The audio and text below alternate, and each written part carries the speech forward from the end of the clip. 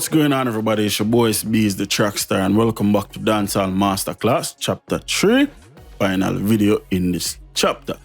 So the last thing that I want to touch on, like I said in the last video, I kind of wanted to go over a few more things pertaining to, drums and, creating drum grooves and patterns, right?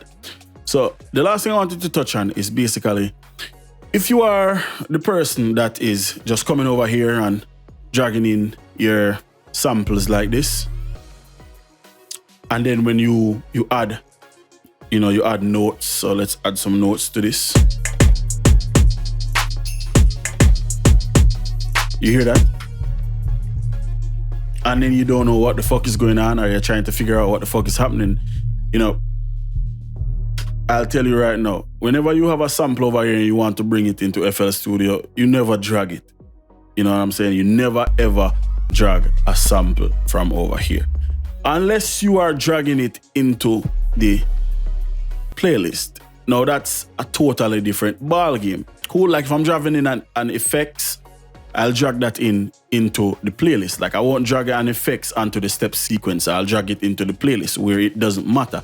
And the reason why I say it doesn't matter is because now if we were to go here, right, and put the 808, just drag it in like I just did, what happens is that when the 808 is triggered, as you just noted, when the 808 is triggered, there's a wobble by the time the second note is played. And the reason for that is because when you right click and go open in new channel, there's something that gets done that a lot of people overlook.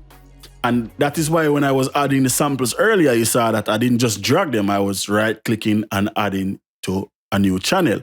So what happens is that there's a function or an option called cut itself. When this option is ticked, no wobble.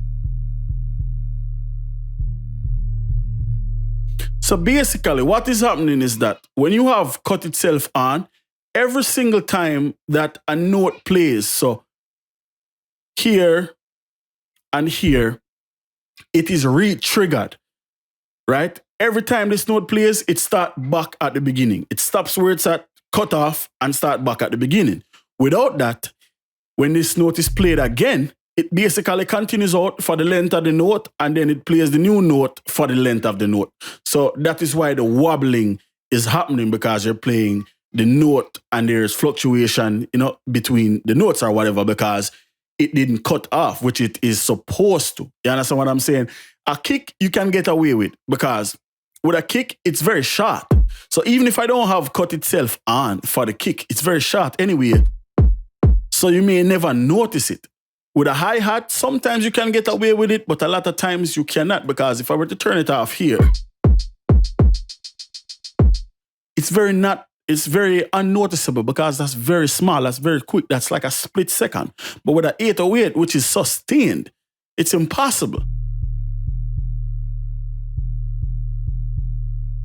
This is with cut itself on.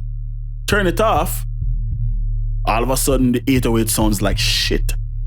You understand? Even though the note is being held out, because every single time a new note is triggered, the 808 will stop immediately and re-trigger on that new note. So that's a very, very important thing to remember. If you ever have an 808 and you're wondering, why is this thing wobbling like that? You need to have that option turned on. Now, it's also very important to note that option only works with samples. It does not work with a VST, because a VST is not a sampled instrument. It's a synth. It's not, even though we have cut itself on. If I were to come in here right now and just put a bunch of notes like this over top of each other,